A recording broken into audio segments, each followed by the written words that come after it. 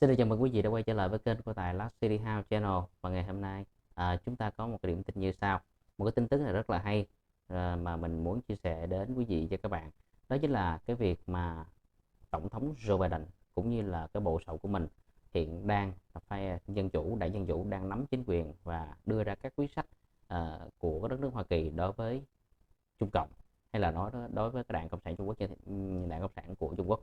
Thì dạo gần đây các bạn biết đã gần 8 tháng, cả 8 tháng hơn rồi mà chính quyền Biden dường như chưa làm được bất kỳ cái điều gì mà nó có lợi ích cho đất nước Hoa Kỳ, hay thậm chí là ngược lại, ông ta đã làm những cái điều mà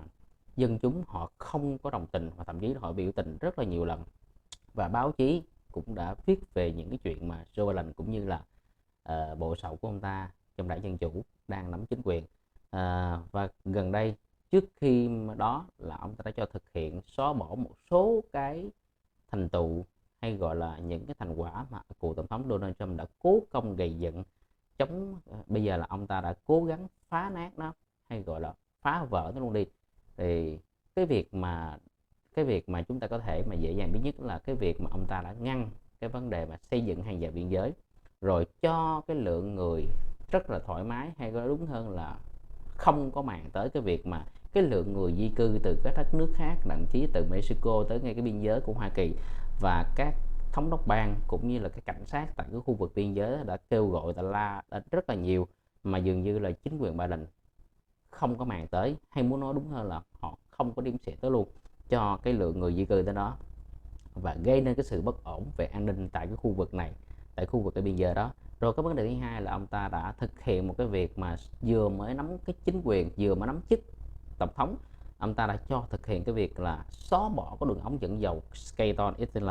mà ông cụ tổng thống Donald Trump đã cố tình gây dựng lại cái việc này để mà nhằm để giúp cho đất nước Mỹ phát triển về cái hệ thống dẫn dầu, để đưa dầu tới những cái đất nước mà Hoa Kỳ hợp tác. Cũng giống như là một số cái vấn đề khác gần đây, như là cái việc mà ông ta thực hiện cái chuyện mà rút quân, đưa cái quân đội cũng như những người Mỹ ra khỏi Afghanistan, khi mà tuyên bố Mỹ không còn muốn can thiệp vào cái chuyện của nội bộ Afghanistan nữa. Thì tức tốc, thì sau đó cái tụi mà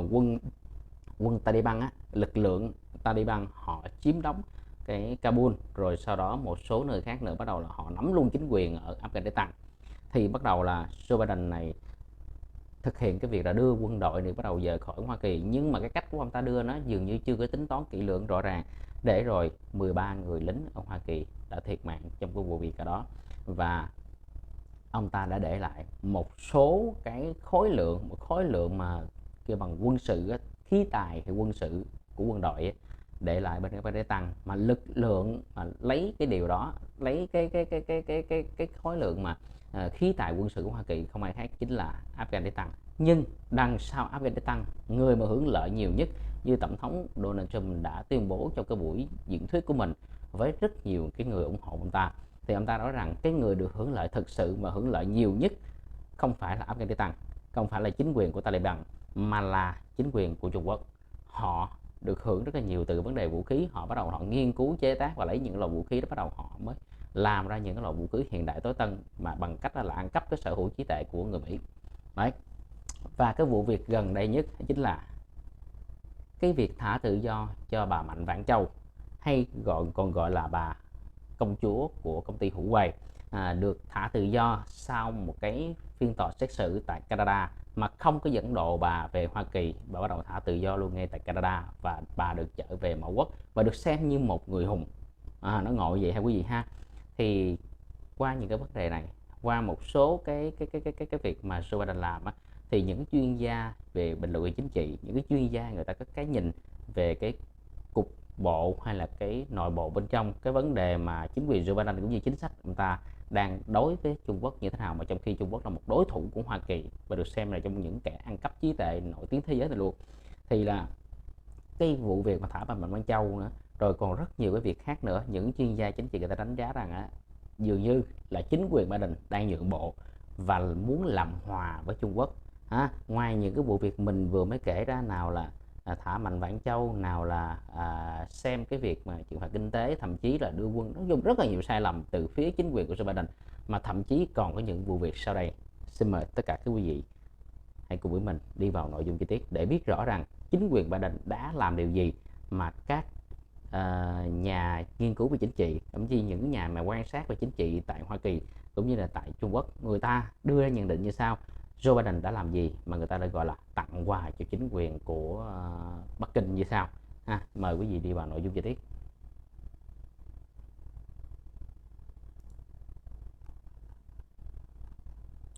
Chuyên gia nhận định cho rằng chính quyền Biden liên tiếp tặng quà cho Trung Quốc và cái vụ việc bà Mạnh Vãn Châu chỉ là một trong số đó.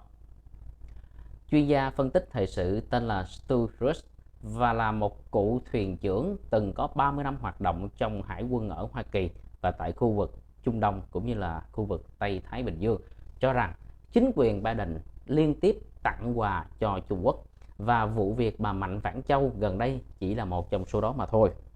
Theo ông Rust, những cái ví dụ điển hình bao gồm như là việc hủy bỏ các sắc lệnh hành pháp dưới thời Tổng thống Donald Trump mang đến cái lợi ích kinh tế cho chế độ Trung Quốc, bổ nhiệm các bộ máy nhân sự thân với Bắc Kinh, ủng hộ cái việc tái lập quan hệ làm hòa với Trung Quốc. Dưới đây là những cái món quà mà thiện chí mà chính quyền Biden dành cho Trung Quốc được ông Rust liệt kê. Thứ nhất là hủy bỏ cái đường ống dẫn dầu Keystone XL. Thứ hai, tạo điều kiện để Trung Quốc thâm nhập vào mạng lưới điện của Hoa Kỳ. Thứ ba, bản ghi nhớ về bài ngoại. Thứ tư, ngừng bán vũ khí cho Ả Rập Xê Út và UAE. Thứ năm, hỗ trợ chính sách một Trung Quốc. Thứ sáu, bổ nhiệm đại sứ ủng hộ Trung Quốc tại Liên Hiệp Quốc. Thứ bảy, thu hồi lệnh cấm tuyên truyền của Bắc Kinh tại các trường đại học ở Hoa Kỳ. Các bạn nhớ nha, thu hồi lệnh cấm tuyên truyền của Bắc Kinh tại các trường đại học ở Hoa Kỳ. Điều này nó có lợi cho Trung Quốc. Thứ sáu, trì hoãn đối với các trường hợp liên quan đến WeChat và TikTok, mà WeChat và TikTok là hai cái trang mạng xã hội gần như là bùng nổ trong thời gian gần đây, nhưng mà Donald Trump đã nhìn thấy được điều đó và đã sợ ảnh hưởng tới cái nền an ninh của Hoa Kỳ. Ông Donald Trump trước kia là còn là tổng thống và đã ra những cái sắc lệnh trừng phạt nó mà nhằm mục đích để ngăn chặn nó lại, nhưng mà ngày hôm nay Joe Biden đã làm ngược lại điều đó. Thứ bảy, dán nhãn hành vi diệt chủng của Đảng Cộng sản Trung Quốc là tập quán văn hóa riêng. Thứ tám, nhân vật cảm thông với Đảng Cộng sản Trung Quốc lại đang phụ trách và đánh giá lại các chính sách của Trung Quốc từ thời ông Donald Trump. Thứ chín, thất bại ở Alaska. Thứ 10, hủy bỏ tên lửa hành trình hạt nhân phóng từ biển. Thứ 11, loại bỏ việc truy tố các công dân của Trung Quốc bị buộc tội là gián điệp. Cái này là cực kỳ quan trọng, là ảnh hưởng tới vấn đề mà an ninh của Hoa Kỳ quý vị. Mà thì lúc mà ông Donald Trump ông còn giữ chức á, là ông làm rất căng chuyện này, tìm ra được những cái tên gián điệp của Trung Quốc mà nó đang bơi móc, nó đang tìm kiếm những cái sự hở cũng như là cái kẽ hở của an ninh của Hoa Kỳ bắt đầu tấn công. Thì là tới ngày hôm nay thì ông Joe Biden đang cố gắng loại bỏ việc truy tố các công dân của Trung Quốc bị buộc tội gián điệp. Thứ 12, không đòi Trung Quốc bồi thường đối với các thiệt hại do đại dịch. Thứ 13, mỏ tiền Trillium ở Afghanistan. Đó là tất cả những gì mà chuyên gia về phân tích về cái vấn đề chính trị người ta đã cho thấy rằng tất cả những gì hiện đang diễn ra, Joe Biden dường như là tặng quà cho chính quyền Bắc Kinh rất là nhiều luôn thưa quý vị. Và bây giờ chúng ta sẽ đi vào từng món quà chi tiết nha quý vị ha. Chuyên gia thời sự Stu Rust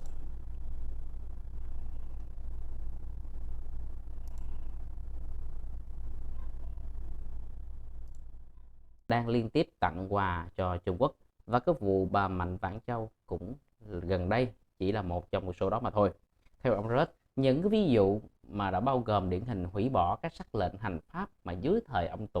cựu tổng thống Donald Trump thì mang đến cái lợi ích kinh tế cho chế độ Trung Quốc, bổ nhiệm các bộ máy nhân sự thân với Bắc Kinh, ủng hộ cái việc tái lập quan hệ làm hòa với Trung Quốc. Dưới đây là những cái món quà mà thiện chí mà chính quyền Biden dành cho Trung Quốc được ông Rust liệt kê như sau. Thứ nhất, điều đặc biệt là quan trọng chính là hủy bỏ đường ống dẫn dầu Keystone XL. Vào cái ngày đầu tiên mà nhậm chức ông Biden đã hủy bỏ đường ống Keystone XL, cắt đứt cái nguồn cung hàng triệu gallon dầu từ Canada cho đến các nhà máy lọc dầu ở Hoa Kỳ. Từ đó khiến lệnh